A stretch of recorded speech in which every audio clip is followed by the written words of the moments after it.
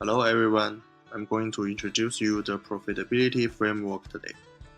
First of all, what is the Profitability Framework?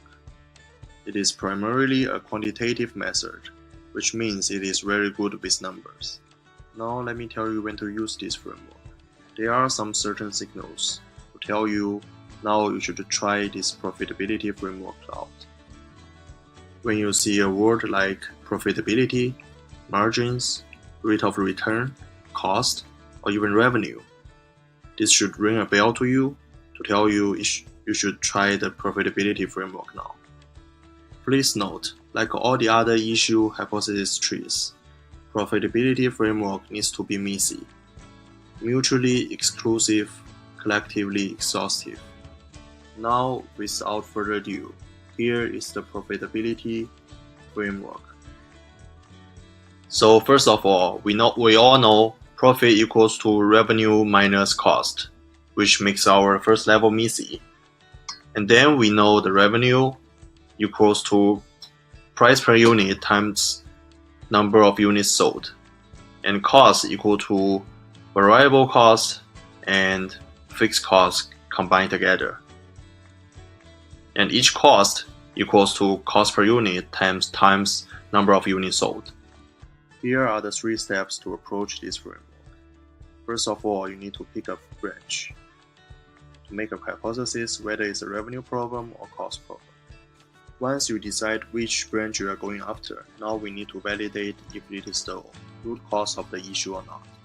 The right way to do this is to compare the numbers to the past performance of the company.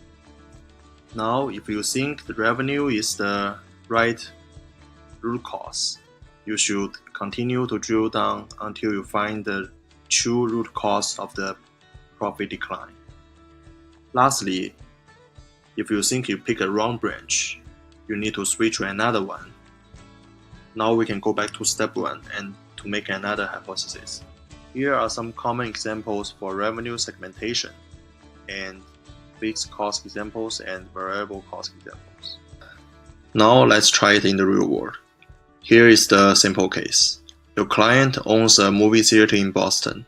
The profits of the theater have gone down over the past 12 months, and your client wants your help to find out why. Now the question is, why the profits of the theater have gone down over the past 12 months? On the revenue side, we have number of trips per year and cost per trip. To drill down the cost per trip, we have cost per ticket and cost on the food and drinks. On the cost side, we have fixed cost on rent, staff, and movie rights. And on the variable cost, we have cost of food and drinks. Now, with all the elements of the framework identified, we can ask client questions. First, we can assume the root cause is from the revenue side.